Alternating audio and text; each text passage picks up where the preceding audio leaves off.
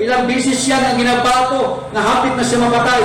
Ilang bisis siya na ginagulata. Ilang bisis siya na ginapakamalain. Kag wala siya nagpunta sa paggali sa mayong balita. Kag siling niya, alaot ako kung hindi ko iwali ang mayong balita. Kang pamandot nga ang nakasiling siya na alaot siya. Ha? Anong rason? Good morning, nagatahamtang na ang tanan. Nag-ihog, nag-himulong, nag-prepare sa inyong mga kasing-kasing kalinga, no? Doon sa pag-umabit sa akong i-share sa inyong aga.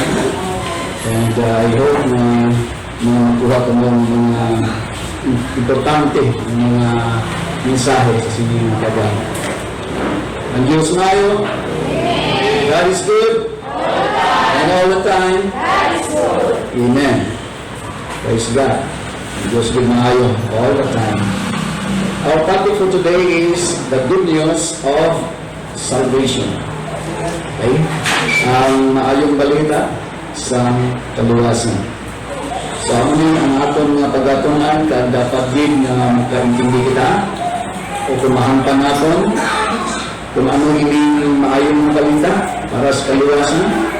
Kag sino ang dapat makaagom sa kaluwasan, kag kung ano ang dapat himuon para maluwas kita.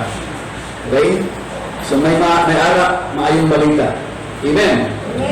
May maayong balita na dugay na ginasilya, ginantala, ginawali, ginapudlo, ginasamyaw, halimpas ang pagkamatay sa ato ng Ginoo sa cross ng Balbaryo.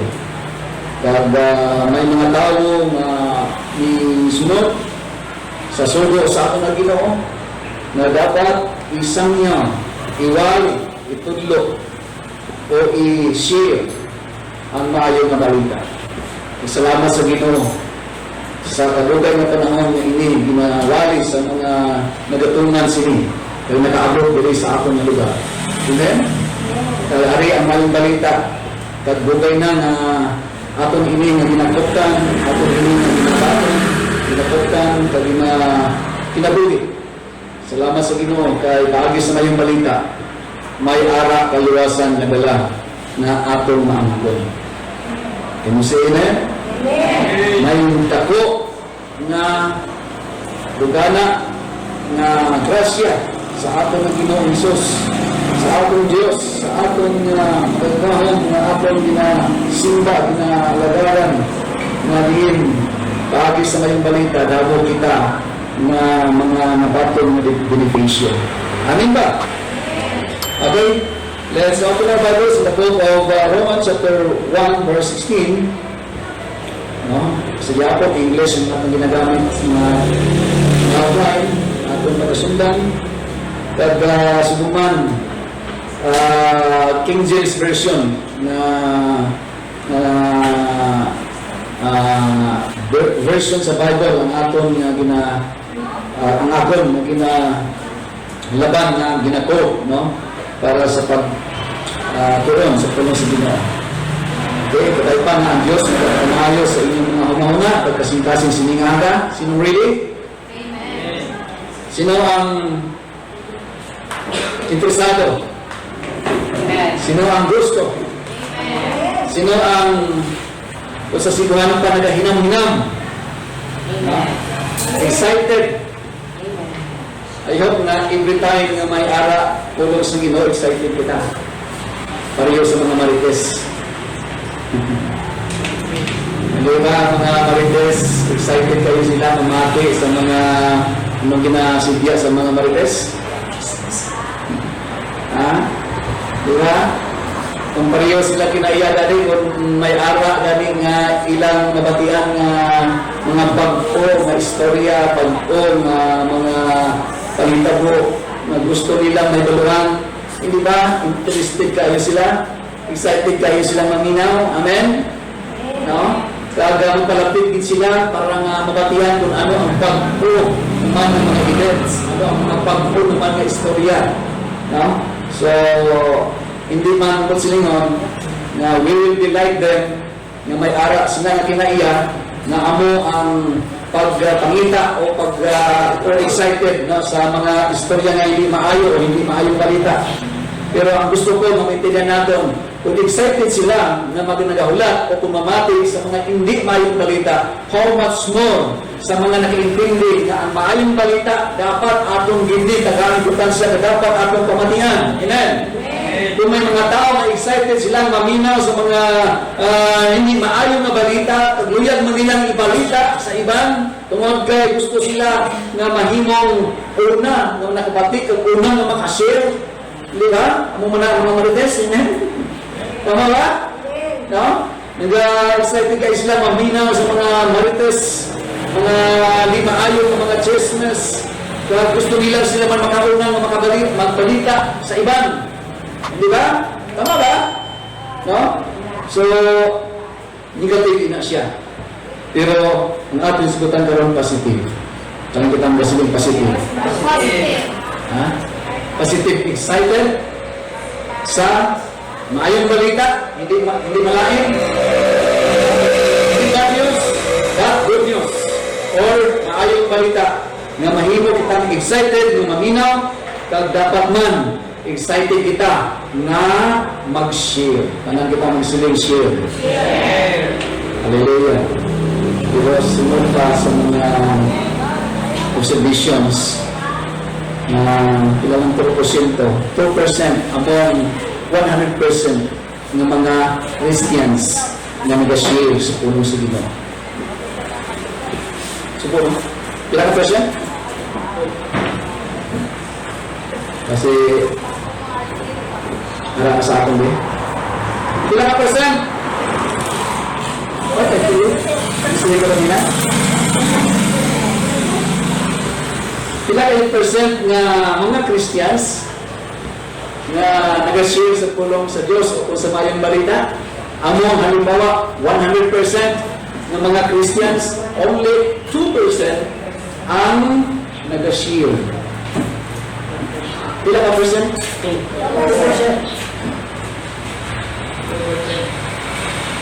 Wow. Pero ba Diyos, ilang percent? 100%? Ha? Diba? No? Kami may mga kilala, mga higala, mga amigo, mga friends. Diba? Diba? Na-observe niyo na. Amen? Ma-observe na ito na. Mapumatugan na ito na nagamay lang ang mga nag-share sa mayong balita kaysa mga bad news. Hello? I don't know na amo na ang sitwasyon o amo na ang pangitabo na nagkakatabo. And why? I don't know. Kung ano ang ara sa mga mama kasing-kasing sa mga tao na amo din ang laban na may tabo sa ato ng panahon. Pero isa lang bagay doon na rason na i-need to share ang 98% sa gospel. And why? Because ano ang isipin ko? Ano ang ara doon? Kahuya. Kashim. Hindi ba? Kashim. In other words, mahuya ang mag-share sa gospel.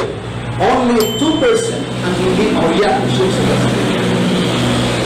Okay? I remember na may ara sa kamisyonary na malang na alin sa Tigalog na lugar. Nag-ulit dito sa Amerika. Ang Amerikano ng mga missionary, nag-asawa, namalaan na sila. Pinakatulig na sila sa mission. Ang ilang mission to share the gospel sa silang country ay ilang ginakaduan. Nag-ulit siya. Malam na, hina-hina na, may ginabat siya pasalawas. So ginatipon niya ang mga young people sa ilang church dito sa Amerika. Gina-challenge niya ang mga young people. Dahil nagasiling siya, sino sa inyo ang willing na manging missionary na magkadto sa lugar, na kumingin ng mga lugar, na diin may mga damo ng mga tao na sa mga lugar. Bininyo sa mga lugar na pinabot ng mga Christians. Ginahimabot, nasulog, ginapamatay. ginasunod ang ilang mga simbahan, ginapaakanto sila, ginapersecute sila, na mga lugar na mo sila.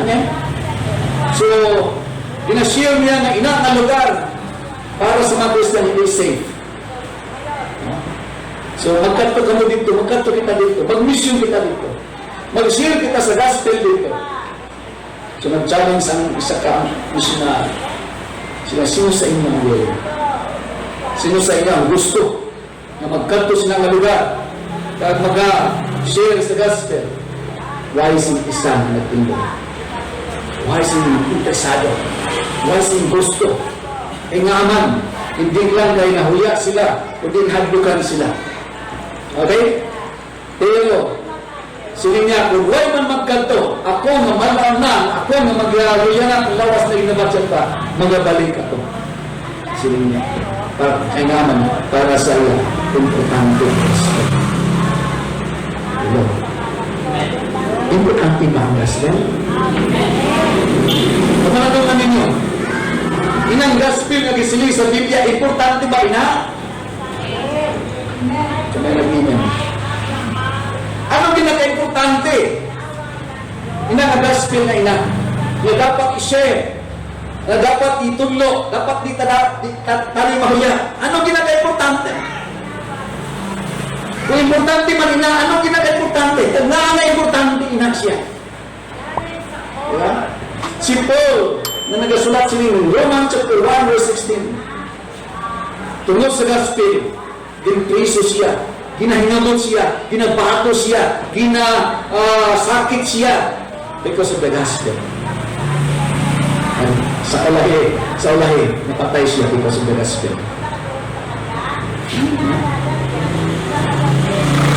So para saya, importante ang gospel.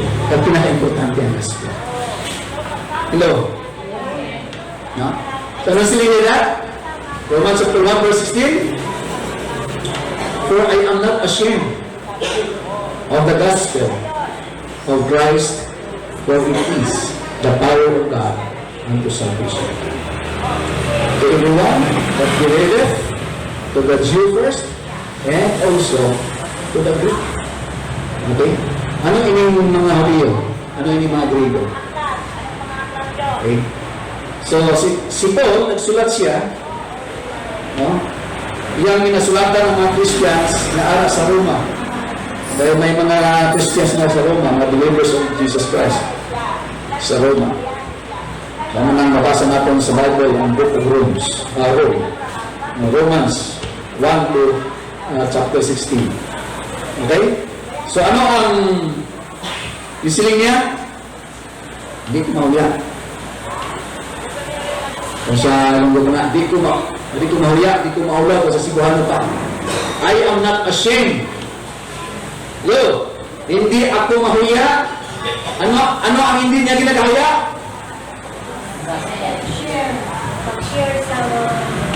Hindi niya ginagahuya ang gospel of Christ. Kaya nga hindi siya mahuya sa gospel of Christ. Tungkol kay ang gospel of Christ, amo ang gahong sang Diyos. Kanang kita ang gasiling gahong sang Diyos. Gahong para sa ano? Para sa kaliwasan. Pero sino ang dapat sharean sa gospel para makaangkol sa kaliwasan? Sino? Mga Hudyo? O mga Griego? Anang Julia, Israelites na sila, Hudyo, ng nasyon sa Israel. At ang mga tawag nila na Gentiles or Greek, no? Sa iba ng word na ginagamit ng mga Greek, meaning Gentile people. So ng mga Gentile people, muna ang mga tao na dito sa panahon ng Apostol Pablo na ang ilang napalaan Greek. Pero in general term, nang gitawag na Greek or Gentiles, tanan ng mga tao sa bilog kalibutan. Regardless of tribes. Okay? Kaya siling ni Jesus sa Mark and Matthew, nalakad kamo sa bilog na kalibutan, iwali ang mahayong balita. Ano daw ang iwali? Mahayong balita. Sino ang walihan? Tanan nga mga katawan, hindi lang ang mga Hudyo, kundi tanan ng mga tribo sa mga tao sa tulong kalibutan, nga dapat makabati sila sa gospel of Christ. Tungod kay sila nagkinahanglan sa gospel of Christ. Tungod kay ang gospel of Christ importante. Amen. Ano pag-isip ni Paul? Magkatawa kita sa meaning sa gospel. Okay? Ano nga itong topic? The good news of salvation. Ano nang good news? Okay. Okay, gospel, no? Ang atong ganina nga topic, good news. No? Pero, ang atong nga text, mabasa gospel. Anong kalainan? Anong diferensya? Sa lain na term, gospel. Kaya sa lain na term, gospel, meaning good news. The same, amen? Kaya sinag-amen. The same ba? Gospel na good news? So ano sa Greek ang gospel? Paano na pagka-pronounce? Ha? Evangelion? Diba? Inang you, no? Inang you na siya, para hapos na i-pronounce, i-himong B sa English. Kaya, may ara kita evangelistic, evangel.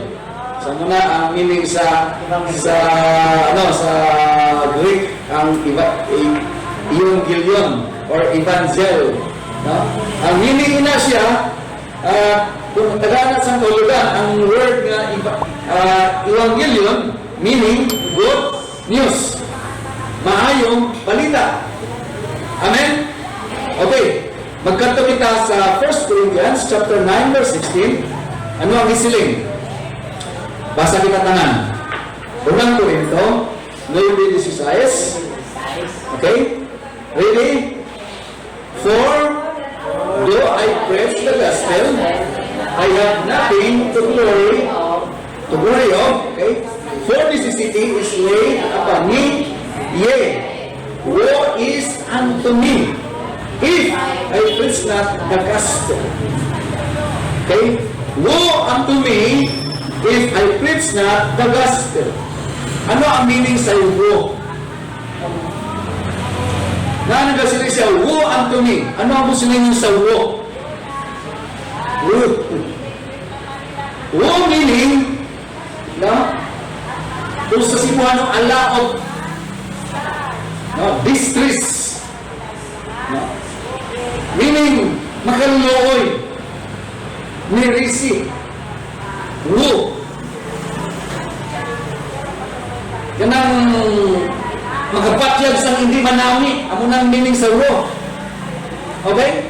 Siling niya, kung ibig sabihin nito, kung sa atin pa, pag siling niya, woe unto me, alaot ako, makaluluoy ako. Okay? Amen.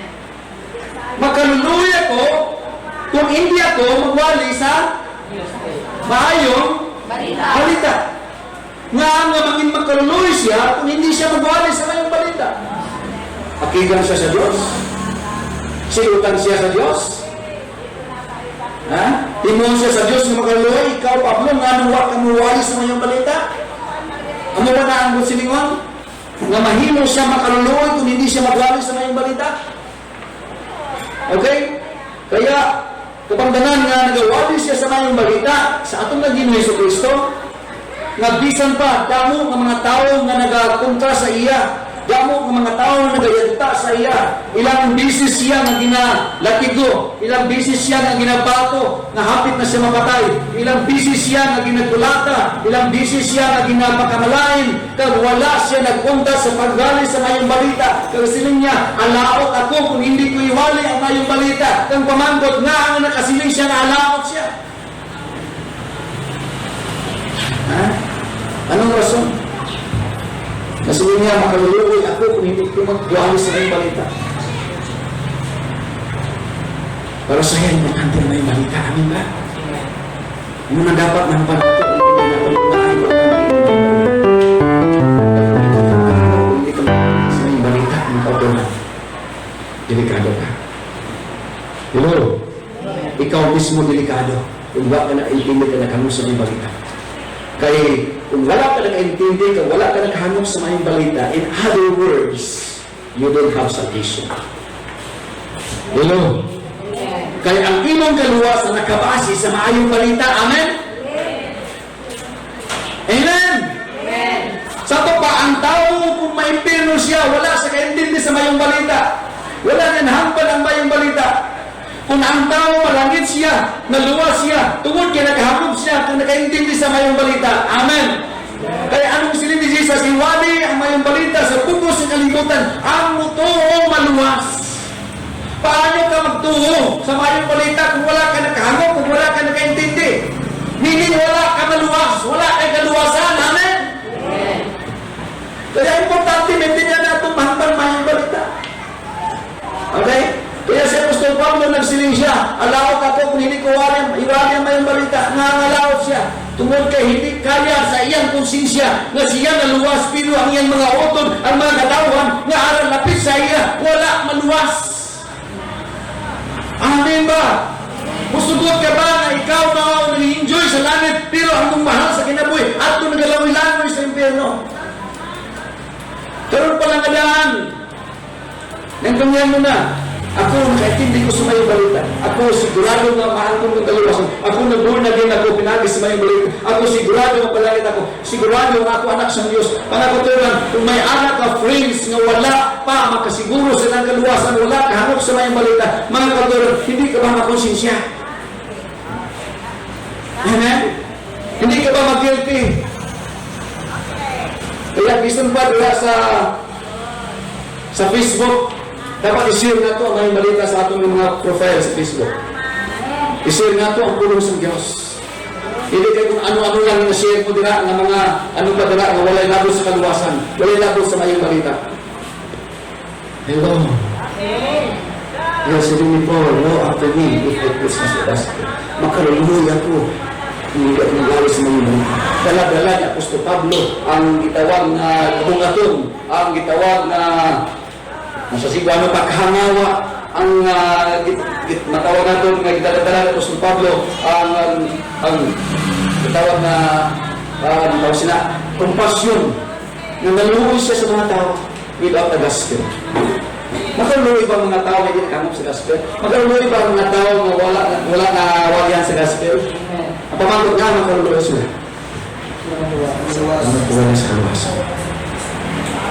Because only the gospel, the power of God was sufficient. Amin ba? Di ba? Tama ba? Only the gospel of Christ is the power of God into salvation. Kanina power ang gospel? Power of God. Yan na may power ang gospel? Kaya ang gospel, ang kaluwas. Amin ba? Hagis ang tuo. Agi sa pag-intindi. Diba, ano inang gospel na dapat tuuhan, ano ina siya na dapat maluwas ang tao, dapat iwali ito, kapitindihan sa tao, ano inang gospel. Kasi rin po, naot ako. I don't know kung kita pa makasiling siya. Mayroon at konsensya, pareho ko. Na hindi siya matulugan kung hindi makawali, kasir. Hindi siya makahamtang doon ang tao na nakita niya, friends niya, relatives niya, nakita niya nga wala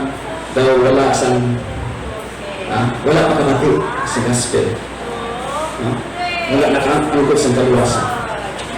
So, tanihin, ano na ang mapagsagaan na, wala. Tanihin, ano ito po yun? Amen? Dapat ang atong pag-ampo, kung mag-ampo kita, hindi lang ilanganap kita sa itong mga paginang, Lord, give me, I did this, may problema ako, ginupuligi ako, pilmi na lang itong giampo, araw gabi, pero huwag kita nag-aampo sa gitawag ng intercessional prayer, nga mo ang pag-ampo sa mga tao na wala pa nakapatid sa gospel. Natani ang atong mag-ampo, Lord, gamita ako, gamita si Pastor, gamita sila, gamita kami, o Diyos, na mahimo kami, na instrumento, na amo ang magdala sa gospel, nato sa mga katawan, paaga karoon mga katawan, magabati sa gospel, kaya hindi ka makamot ng ampo sa kaluwasan. Ano na natin person? Ano na natin pag-ampo? Naging katas na, ginampo pa nato na. Para bata kay Paul, nga sila niya, alaot ako, makaluya ko, if I preach not the gospel. So kung may ara man, simbahan, na 2% lang ang nag-share sa gospel, out of 100, lang, may ara, interest, na magwali mo siya sa gospel, ayaw mato ng baliktado. Kasi mga church. Pero, may ba? Ayaw mato ng baliktado. 98% meaning 2% na lang ang hindi mo share sa gospel. 98% mo share sa gospel. Come on. Kung may aram mo ka-istorya, may pagkiligan kung may aram mo ka-istorya, kita may aram ka-istorya. So, anong ginashare ninyo? Anong ginashare natin? Ha? Kaya pag-umus na, amin ba? Amen? Napagod na. Tapos hindi na kayo balos na. Kung anong ginashare. Kada adlaw may tao kita na gina-istorya. Amin ba? Kada adlaw may tao kita na atong kaupo. Are we sharing the gospel? Meron ba concern? Sa mga tao na atong kaupo, atong ka-istorya. Isang ginagmay na lang na siling pa nila, palaptik na lang. Unang palaptik. Ha? Ano yung palaptik? Inang daw patipsing-tipsing ko sa Cebuano? Ha? Kung may topic mga importante, kaya may mga diskutan na importante man, palaptikan tani, hindi ba? Tani magpalaptik kita, abi mo brad, abi mo sister. Tapos di man ang problema mo, tapos ang problema natin, pero may good news ako sa inyo. Anong good news, pastor? Anong good news, sister? Anong good news, brother? Ang Diyos may good news sa inyo. Kaya hindi ka luyan. Hindi, sa Diyos luyan, hindi ka mag-antos na ang problema mo. Gusto ang Diyos mabulig sa inyo. Diba? Di mo kasi sa gospel, amen? Sabi na, i-quote mo ang Matthew chapter 11, verse 28. Anong gisiling dito?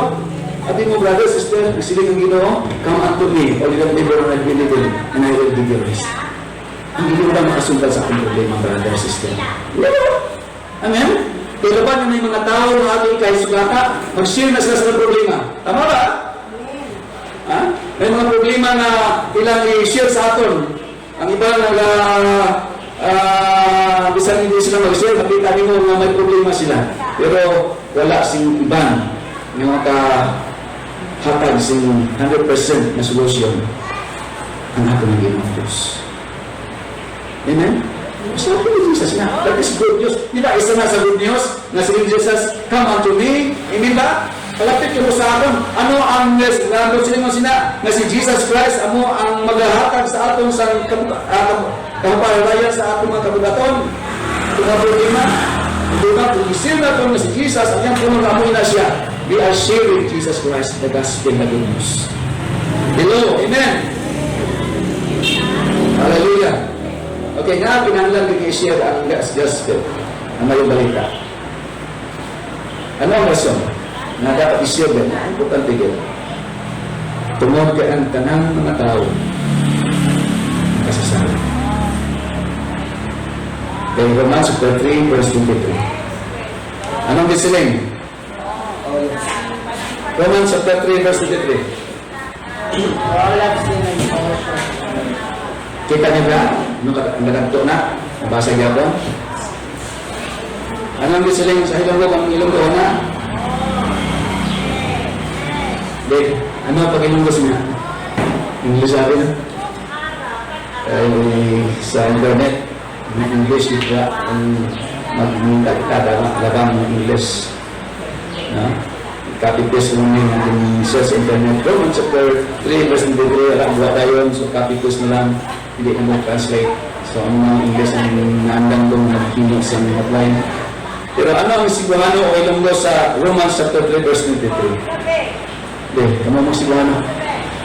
Kamo ang Ilonggo. Bawal na ba ako natin? Tagalog po eh. Lamang ang lahat ay nagkasala at hindi nakaabot sa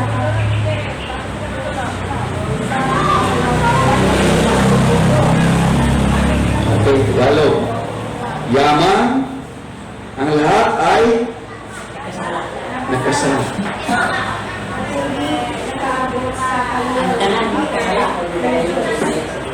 Ang tanang nakasala. Kapit batas tanan?